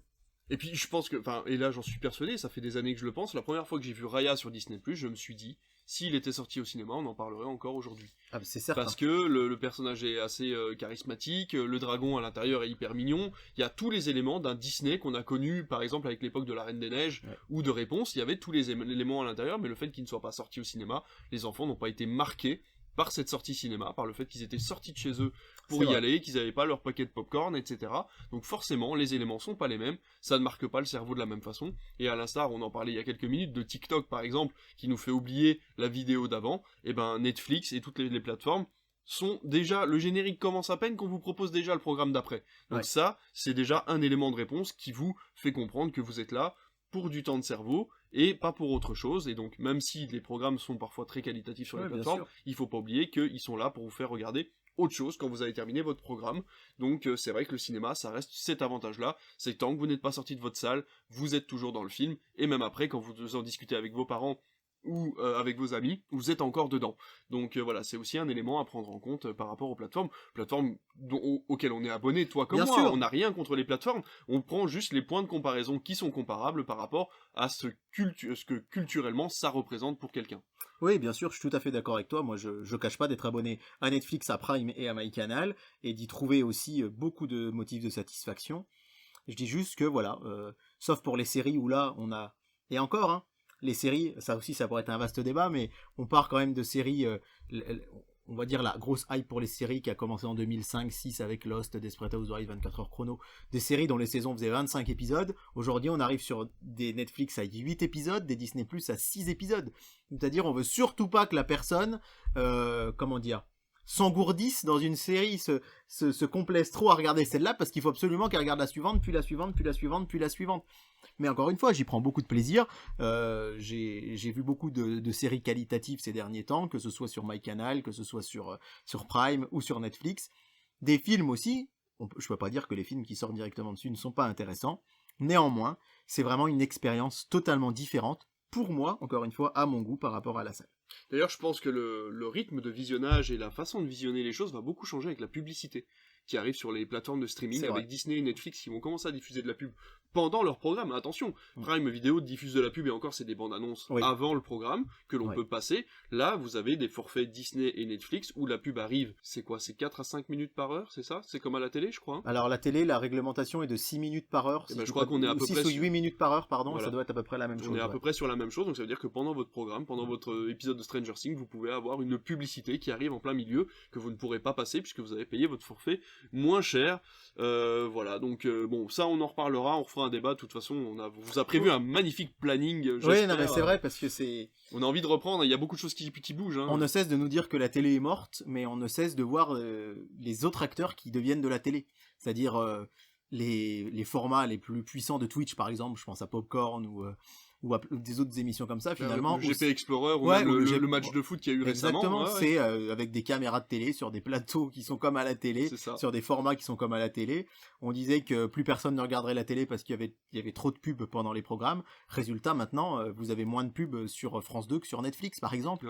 Parce que, donc voilà, c'est un vaste débat et j'espère qu'on aura l'occasion d'en parler. Mais d'ailleurs, oui, je voulais qu'on en parle, c'est vrai, parce que effectivement, Twitch, par exemple, on a le parti pris sur Twitch d'avoir peut-être moins de pubs à la minute, on n'a pas ces fameux 5 minutes de pub par heure. Par contre, on est assailli de pubs sur les grosses chaînes Twitch, où vraiment les pubs sont partout pendant que vous regardez votre programme Twitch. Donc c'est une façon de voir la publicité différemment, les sponsors différemment, mais on en reparlera effectivement. Et surtout, voilà, Twitch est du linéaire finalement, là où Netflix, vous pouvez regarder quand vous voulez, où vous voulez.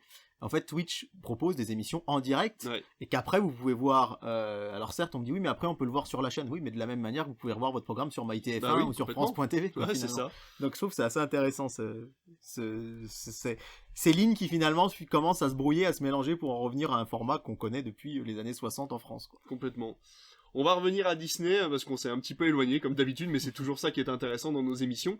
On va revenir à cette histoire de Disney, à la chronologie des médias, et on va commencer par cette petite introduction pour vous dire que Bob Iger, qui était l'ancien CEO de Disney, vient de reprendre sa place à la place de Bob Chapek. Bob Chapek, il faut bien le comprendre, c'est un monsieur qui a eu beaucoup de paroles relativement déplacé lors de ces interventions, qui n'ont pas énormément plu aux fans de Disney et aux fans de médias en général, en annonçant que par exemple Disney Plus pouvait encore augmenter son prix largement puisque le catalogue le méritait, que de toute façon il n'y en avait plus que pour Disney Plus, que le cinéma était complètement mort, ce genre de choses. Alors sans reprendre exactement les phrases de ce monsieur-là, c'est un monsieur qui pense beaucoup à l'argent, très peu au côté culturel, je pense, de ce film-là, et même si Bob Iger est à peu près dans la même veine, on le connaît quand même depuis des années, et il a quand même réussi à gérer les premières phases de Marvel, ainsi que les derniers succès Disney, donc on a quand même quelqu'un qui connaît la maison, et qui va peut-être pouvoir redresser un petit peu la barre par rapport aux derniers ressentis que les gens ont pour Disney.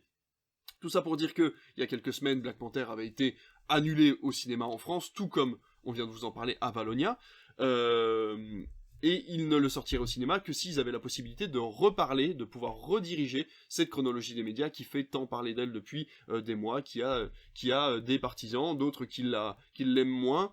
Nous, on est plutôt pour, ici, du côté de Critflix, puisqu'on pense que ce système de financement permet d'avoir un équilibre au niveau des médias qui vous sont attribués, que ce soit le cinéma, la plateforme, le format physique, ou même la télévision, ou les systèmes de replay. Tout ça permet d'être vivant grâce à la chronologie des médias en France. On voit l'échec que ça a été dans certains pays qui n'en ont plus. On parle par exemple de l'Italie, qui est un exemple criant. Et donc, l'État français a décidé que oui, il pourrait reparler de la chronologie des médias, et Black Panther 2 a pu sortir au cinéma. Ouf, on a pu faire une 30aine d'entrées chez nous. On est content. Donc, voilà. David, tu t'y connais beaucoup mieux que moi en chronologie des médias, tu as l'habitude de traiter ce sujet-là. Que s'est-il réellement passé? Qu'est-ce qui a été revu, cette fois-ci, dans la chronologie des médias? Alors, ce qui est important de dire en premier lieu, c'est que la chronologie des médias ne va pas être complètement chamboulée, modifiée, elle va être amendée. Alors là, c'est un terme juridique, mais la chronologie des médias, telle qu'elle a été décidée en début d'année, elle court jusqu'en 2024. Mais avec des possibilités d'amendement, mais comme une loi, vous entendez souvent, j'imagine, si vous regardez les infos à la télé, parler d'amendement dans la loi. Un amendement, on va dire que c'est un texte qui permet de la modifier un petit peu, mais pas de changer complètement ce qu'elle est en substance.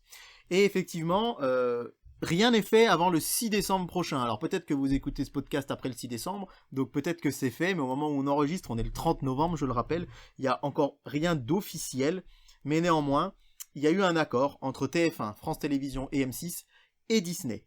Il faut rappeler que Disney est donc distributeur de films, producteur, distributeur surtout, et a aussi sa plateforme. Je note qu'il n'est pas le seul, parce que j'entends souvent dire les gens « Ouais, mais Disney, c'est normal qu'ils râlent, parce que Netflix et Prime, c'est pas des distributeurs, c'est normal que... Voilà, mais Disney, c'est quand même pas normal qu'ils puissent sortir leurs films. » Je rappelle que Studio Canal, par exemple, est un distributeur en France, et qui a aussi une plateforme, MyCanal, une chaîne de télé, Canal+, et qui ne s'est jamais plaint de la chronologie des médias. Warner aussi. Je rappelle que c'est le cas aussi de Warner, que là on va avoir Paramount Plus également qui arrive en France. Je rappelle que même s'ils ne sont pas des distributeurs à proprement parler, mais des producteurs, hein, je pense à France TV Cinéma ou à TF1 Film Production, qui France TV, ils ont leur plateforme maintenant également. Donc Disney n'est pas le seul distributeur à avoir sa plateforme, mais Disney a négocié. Et voilà sur quoi porte la négociation. Je vous rappelle l'actuelle chronologie des médias, un film peut sortir 17 mois après sa sortie en salle sur Disney+. C'est 15 pour Netflix, 17 pour Disney+, Prime Video et Apple TV. Tout simplement parce que Netflix s'est engagé à financer plus le cinéma français que les deux autres. C'est 17 mois pour Netflix. Ce qui pose problème pour Disney+, c'est la sortie télé. La sortie télé qui peut avoir lieu 22 mois après la sortie d'un film. Un exemple bête, Avatar sort le 14 décembre 2022.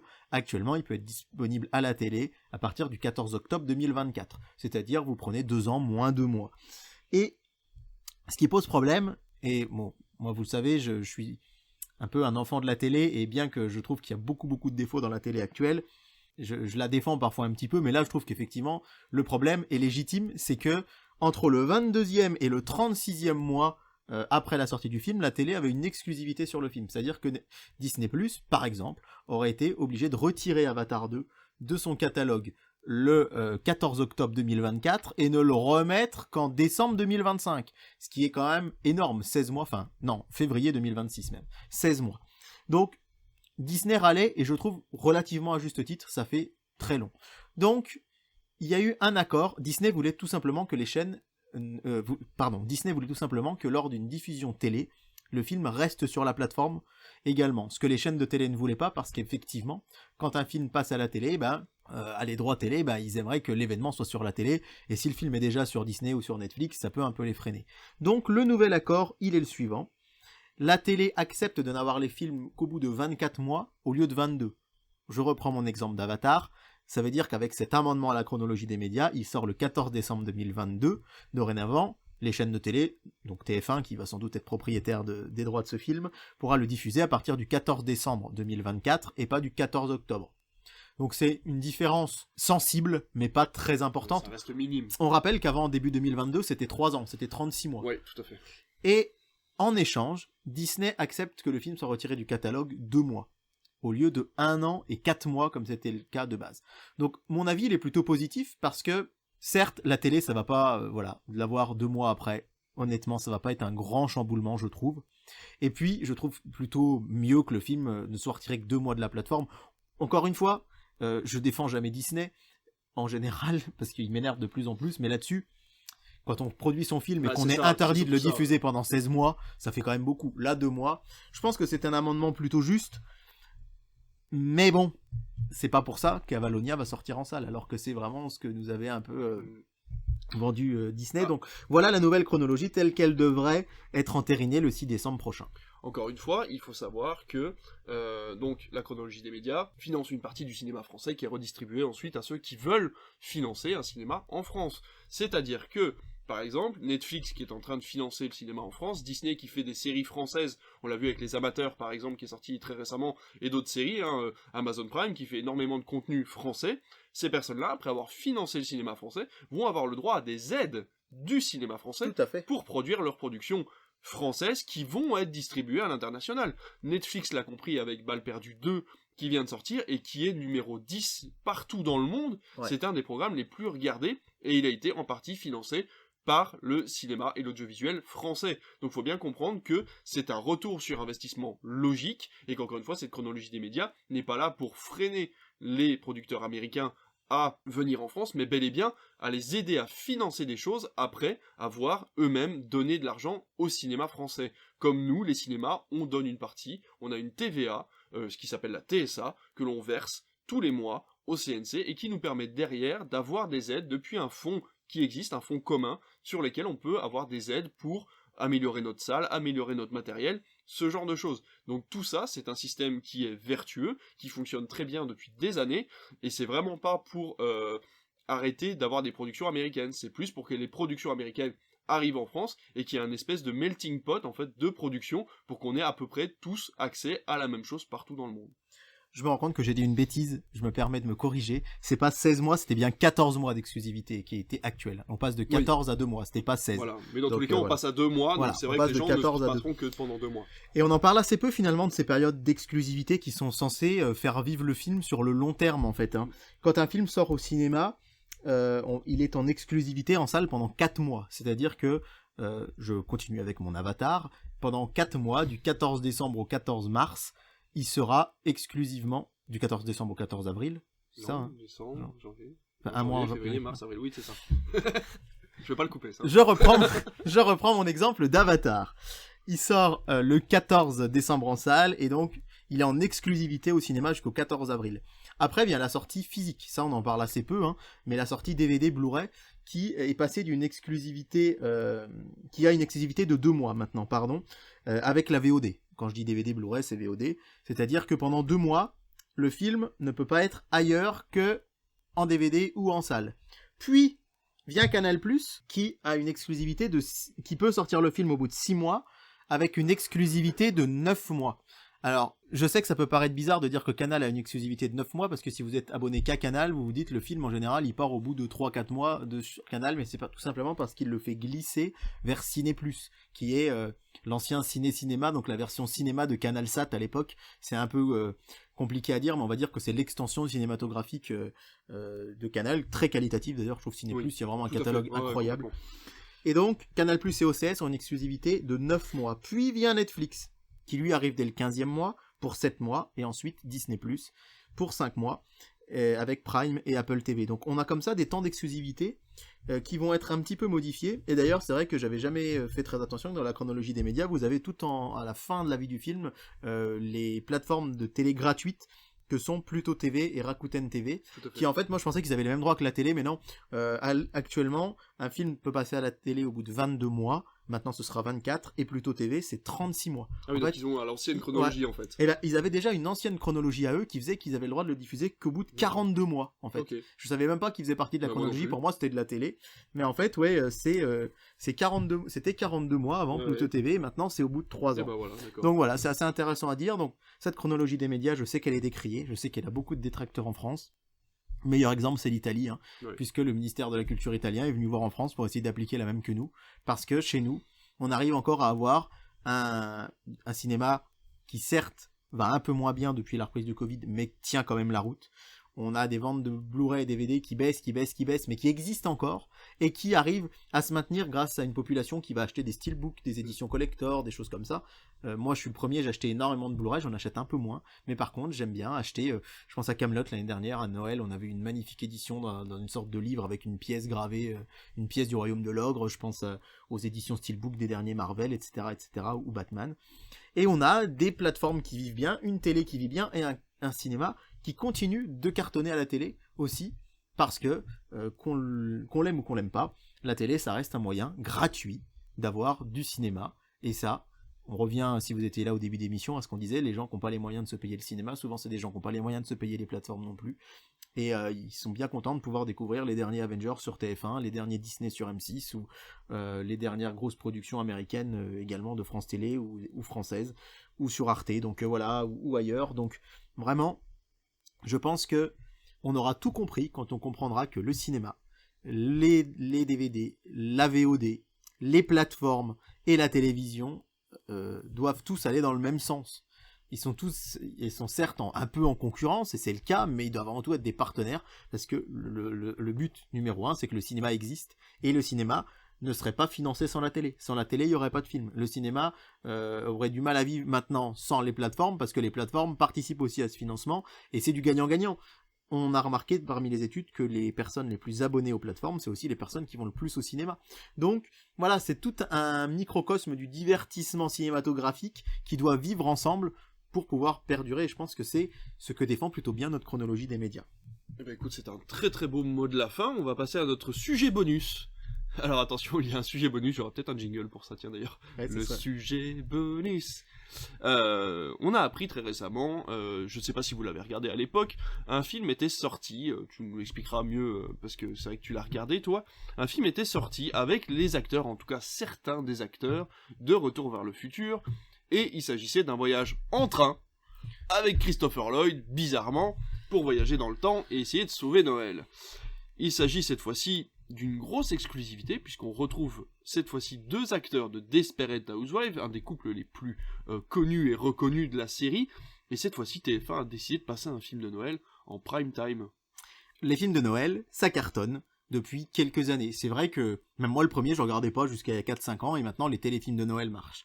Ça marche tellement fort que des chaînes de télé du câble américaines ont de plus en plus de budget, je pense à la chaîne Lifetime par exemple, pour produire ces films de Noël, et que là où jusqu'en 2018-19, on avait plutôt des acteurs soit qui n'avaient pas encore percé, soit qui n'étaient pas connus du tout, qui jouaient là-dedans, et alors c'est pour ça aussi que les téléfilms de Noël étaient un peu cheap, il y a un tel engouement pour les téléfilms de Noël que depuis quelques années, ces chaînes de télé ont décidé de craquer leur budget pour faire venir des acteurs connus. Et le premier gros exemple, il a été diffusé en 2021, l'année dernière, à la télé, sur TF1 en après-midi. C'était un Noël d'enfer, avec l'héroïne principale, Fran Drescher, de Une nounou d'enfer. Et ça a été un véritable carton d'audience aux États-Unis. Du coup, face à ce carton d'audience, ils se sont dit, pourquoi pas continuer à surfer sur la nostalgie des gens. Alors, juste pour info, ce film-là, il est sorti en 2020 aux États-Unis, en 2021 chez nous, ce téléfilm-là. Il y a toujours 1 an de décalage. Donc, en 2021, on a eu droit à ce film-là, et les Américains, eux, ils ont eu le droit à 2 super productions de téléfilms. Encore une fois, c'est des films qui ne sortent pas en salle. La dernière production, c'est Prochaine Arrêt Noël, qui a été produit en 2021 et qui a été diffusé pour la première fois chez nous le 1er novembre 2022. Et ça a été un carton d'audience l'après-midi sur TF1, jour de la Toussaint. Alors c'était à la fois un jour férié et au milieu des vacances scolaires, et ça a été un carton avec Christopher Lloyd, et aussi avec l'actrice qui joue la maman de Marty McFly dans Retour vers le futur, et c'était un train qui voyageait dans le temps pour arriver à faire un Noël parfait. Et le deuxième téléfilm dont on attendait la date de diffusion, c'est ce téléfilm qui a fait un carton en 2021 aux États-Unis et qui donc arrive chez nous en 2022. C'est un téléfilm qui s'appelle Coup de foudre avant Noël. Coup de foudre avant Noël, comme tu l'as dit, c'est un film avec Terry Hatcher et James Danton, qui ne sont autres que Susan Mayer et Mike Delfino, le couple emblématique de Desperate Housewives. Évidemment, c'est pas par hasard qu'on les a réunis, puisque ce film a fait un carton aux États-Unis lors de sa sortie l'année dernière, vraiment des audiences énormes, parce que les gens ne viennent plus seulement voir un téléfilm de Noël, ils viennent revoir un couple célèbre qu'ils ont adoré. Une nounou d'enfer, ça a cartonné. Un Noël d'enfer avec une nounou d'enfer, ça a cartonné aussi pour ça. Je pense que, évidemment, retrouver Christopher Lloyd qui voyage dans le temps avec des airs de Retour vers le futur, c'est aussi pour ça que ça a marché. Et on avait une incertitude, c'était la date de diffusion de ce téléfilm que les fans de téléfilms de Noël attendaient avec impatience, et là il y a quelques jours c'est sorti. C'est la première fois qu'une chaîne historique comme TF1 va diffuser en prime time un téléfilm de Noël américain, puisqu'il y en a eu quelques téléfilms de Noël français qui sont sortis en 2019, 2020 et 2021, mais là c'est la toute première fois. Donc on a hâte d'être le 13 décembre, le mardi matin, pour savoir les audiences, parce que TF1 prend un risque. Théoriquement, les téléfilms de Noël, ils ne les passent que les après-midi, et ça cartonne. Et est-ce que ce sera un vrai carton le soir ? Je pense que c'est possible, parce que vraiment Desperate Housewives, c'est encore assez frais dans l'esprit des gens. La dernière saison, elle a dû sortir dans les années 2012-13, je crois, il y a une dizaine d'années, alors que, Une nounou d'enfer, c'était peut-être un peu plus ancien. Et donc, je pense qu'il faut s'attendre peut-être, je l'espère, à un carton d'audience. Je vous invite à être devant votre télé pour découvrir ce que ça va donner. Et comme sur Critflix, on est toujours les premiers sur les infos de Noël, on peut déjà vous dire quel sera le duo emblématique de Noël 2023, puisque le film va sortir ce Noël aux États-Unis, qu'il a été annoncé il y a quelques jours, et ce sera un film avec Jane Seymour et Joe Lando. C'est le couple emblématique de Dr. Quinn, femme médecin. Oh là là. Alors, peut-être que ça vous parle pas, moi c'est la série de mon enfance, je regardais ça sur M6 les midis en rentrant du collège, et c'est la première fois que Dr. Quinn et Sully, le couple emblématique de la série, vont se retrouver réunis de nouveau dans un téléfilm, évidemment dans un téléfilm de Noël. Il va être diffusé juste avant les fêtes aux États-Unis. On sait pas encore si c'est TF1 qui aura les droits ou M6, c'est les deux qui se bagarrent en général pour les téléfilms de Noël chez nous. Mais on sait que ce sera aussi sans doute un carton d'audience. Et en fait, c'est assez amusant, moi j'aime bien, parce que tous les ans, on se demande, qu'est-ce qu'ils vont reformer cette année comme couple ? Quels acteurs vont accepter d'aller là-dedans ? On va pas se mentir, si Christopher Lloyd a accepté, si Terry Hatcher a accepté, c'est peut-être un peu pour le côté artistique, mais on imagine qu'ils sont très très très bien payés pour faire ces téléfilms, et ça doit être aussi le cas de Joe Lando et Jane Seymour. Donc on a hâte de voir ça, alors j'aimerais bien savoir si ça vous hype autant que moi, mais j'ai adoré, en tout cas, moi qui trouve en général que les téléfilms de Noël, voilà, c'est... Ça vole pas haut. Ça vole pas... Enfin, c'est toujours un peu la même histoire. Bah, celui de Retour vers le futur était plutôt cool, plutôt audacieux, parce que voilà, des voyages dans le temps, des choses comme ça. Rappelons que Un Noël d'enfer mettait en scène un couple gay, et ça c'était aussi vraiment très intéressant. À noter qu'il y a de plus en plus, et c'est vraiment top je trouve, de films qui traitent des questions LGBT. Là il y a notamment je crois qu'il marche très bien sur Netflix, un téléfilm de Noël avec un couple lesbien. Et là donc voilà, à chaque fois il y a non seulement, là il y avait cette nounou d'enfer, mais en plus son fils qui était gay, qui tombait amoureux d'un autre homme. Là dans Retour vers le futur on avait... Enfin, dans Retour vers le futur, je l'appelle Retour vers le futur maintenant, dans Prochain arrêt Noël, on avait certes le doc dans un train qui voyage dans le temps, mais aussi une vraie belle histoire d'amour entre une femme qui en fait regrette de ne pas avoir pu se mettre en couple avec son amour d'enfance, et là donc on imagine qu'en remontant dans le temps tout va bien se passer, puis en fait c'est pas le cas. Sans vous spoiler, elle le retrouve, mais elle se rend compte qu'elle est plus heureuse avec son vrai petit ami de la vraie vie actuelle, qui pourtant la rendait pas forcément très heureuse avant, donc la thématique était assez bien pensée, et c'était assez original, et ça en disait assez long en fait sur les relations amoureuses. Donc je ne sais pas ce que vaudra celui avec les personnages de Desperate Housewives et celui avec ce Dr. Quinn, mais en général, comme il y a un gros budget pour les acteurs, souvent ça suit. Il y a des scénaristes qui sont un peu plus connus que ceux qui suivent les trames habituelles des téléfilms de Noël, le bateau, et du coup on peut espérer que ce sera bien, donc rendez-vous le 12 décembre. Et je sais pas si on l'a précisé, mais bien expliqué qu'en fait les acteurs reviennent, mais ce ne sont pas les personnages des séries emblématiques. C'est-à-dire que ce sont les deux acteurs qui vont jouer deux rôles différents, qui ont à peu près la même osmose en fait de couple, mais par contre l'histoire est complètement différente et ça ne fait pas partie de l'univers de la série dans laquelle ils ont joué. C'est pas Retour vers le futur 4 ou Desperate Housewives saison 8. Hein. Voilà, c'est ça. Ils vont pas rejouer Mike Delfino et Suzanne Mayer, c'est vraiment juste on reprend les acteurs pour surfer sur cette nostalgie tout en proposant quelque chose de différent. Mais c'est marrant parce que j'ai l'impression que TF1 va chercher parfois la nostalgie d'autres chaînes. On l'a vu avec les nuls il y a pas très longtemps, c'est eux qui ont diffusé... Avec les inconnus. Avec les inconnus, pardon, excuse-moi, avec les inconnus il y a pas très longtemps. On a cette fois-ci du coup deux acteurs d'une série emblématique d'M6. Ouais. Je crois que sur une autre chaîne ils vont faire le top 50 je crois, et où ils vont reprendre justement des choses comme ça, et c'est pas sur les chaînes de base emblématiques. Rappelons que la télé des inconnus c'était sur France 2 que c'était diffusé à la base, et là il va y avoir un prime time exceptionnel pour Noël de Un gars une fille. Oui, Un gars une fille, série emblématique de France 2, et c'est TF1 qui fait le prime time là-dessus, et c'est pour ça que je dis qui sera le diffuseur de Dr. Quinn, c'est historiquement sur M6. Par contre, peut-être, et même sans doute que c'est TF1 qui va avoir les droits, puisque TF1, je pense, il place peut-être un budget un petit peu plus important, mais ça va être assez fascinant, je pense. Et en conclusion, je me permets, avant de finir l'émission, un tout dernier petit mot, parce que on n'en a pas parlé ce matin, mais on a vu la même chose hier soir, la bande-annonce du nouveau film Super Mario. Oh mon Dieu, qui me hype de malade. Alors j'espère que vous êtes hypé aussi, mais moi qui suis un Nintendo fan absolu, et j'avais très peur du film, parce que on n'a pas envie, enfin c'est toujours très délicat d'adapter ce genre de jeu vidéo. Oui. Et quand on a su que c'était Elimination, moi j'étais quand même rassuré, parce que même si je suis pas un dingue de Momov Chain et méchant, l'univers me fascine pas plus que ça, mais les films sont très cool. Oui. Et là franchement, la première bande-annonce, je trouve, portait les bases assez solides de l'histoire.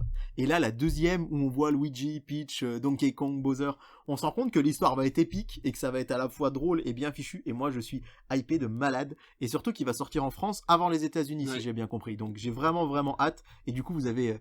l'avis en direct de David, puisqu'on n'en a pas parlé encore. Je sais pas ce que t'en as pensé toi, mais on attend ton avis moi aussi. Je suis moins Nintendo que toi, même si j'ai eu la Nintendo 64, mais j'ai jamais eu de grosses licences Nintendo, les Mario, les tout ça, j'ai jamais trop joué. Et là vraiment la première bande annonce, mais moi je l'ai diffusée directement en salle, et les enfants étaient vraiment hypés vraiment comme jamais. Là cette deuxième bande annonce, je l'ai montré tout de suite à ma femme en disant mais t'as vu, et la deuxième bande annonce c'est génial.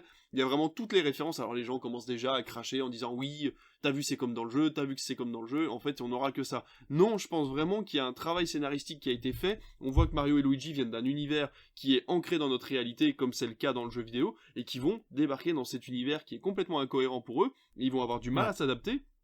Et ça a l'air vraiment très bien fait. Et un truc, moi aussi, qui m'a choqué, je sais pas si tu l'as remarqué, c'est la position de Peach dans la bande-annonce. Ouais. Le féminisme qui est vraiment génial, mis en ça. avant, où le personnage a l'air d'être un personnage principal, peut-être même plus que Mario, qui a l'air d'être un petit peu débile sur les bords, parce qu'il connaît pas les codes de l'univers dans lequel il vient de débarquer, alors que Peach, justement, elle est ancrée là-dedans, elle veut sauver son royaume, et elle est hyper mise en avant, et j'adore ça. Je trouve que c'est vraiment très bien fait. Et alors, ce parcours de cartes, où ils partent tous à la guerre sur le parcours arc-en-ciel, j'ai trouvé ça vraiment très très bien. Ah ouais, puis alors, c'est vrai que moi, je me plais à rêver à...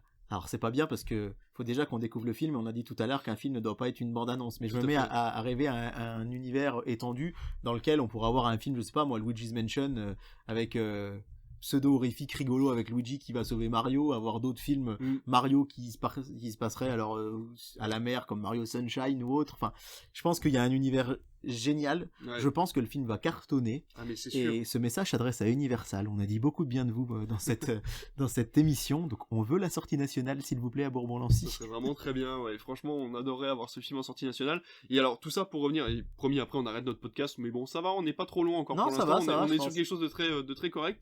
Mais 2023, autant 2022, on est déçu des chiffres. Il y a eu une baisse de fréquentation qui est due en partie, on l'a dit au niveau du pourcentage, du désintérêt des films pour les gens qui trouvent que ça vaut pas le coup de venir au cinéma.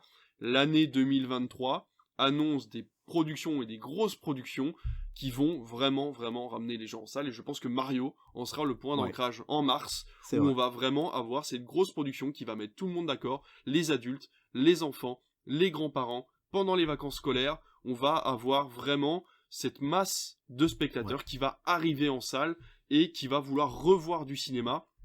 Et ça fait vraiment plaisir, et c'est pour ça que je suis presque impatient d'être déjà en mars, pour voir à quel point les gens vont avoir envie de voir ce film, comme on l'a tout doucement avec Avatar, je trouve, en ce moment. Cette envie de revenir au cinéma pour quelque chose d'épique, pour ces grosses productions qu'on connaissait à la fin des années 2000, et 2010. Et voilà, donc je pense, j'ai vraiment foi en cette année 2023, où l'année 2022 était une année de transition, avec des films à petit budget, qui avaient encore des budgets Covid, qui avaient encore la particularité d'avoir été tournés dans des conditions de protection du Covid, des choses comme ça, et là on retrouve des productions avec des rythmes normaux, des budgets normaux, et ça fait vraiment plaisir. Cette année 2023 va être très très très bien. Et si on se faisait une petite émission fin 2022 avec tous les films qui sortent en 2023? Mais bien sûr, mais comme tous les ans, il n'y a pas de souci. Parce que personnellement, là, moi j'ai découvert hier soir, et pourtant ça avait été teasé il y a quelques temps, qu'il va y avoir un gros film d'animation Tortue Ninja à la manière de Spider-Man Into the Spider-Verse qui va sortir en août, et j'ai déjà hâte de vous en parler.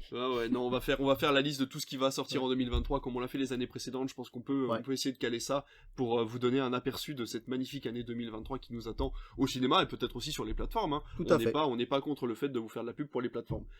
C'est la fin de cette émission, on est vraiment content de vous avoir retrouvé, d'avoir retrouvé le micro. On espère vraiment vous retrouver très très vite. On va essayer de vous préparer un planning un petit peu plus régulier, parce qu'il y a énormément encore de choses à dire. Vous avez vu, on a digressé, et tous ces sujets-là, on va pouvoir en parler dans d'autres podcasts.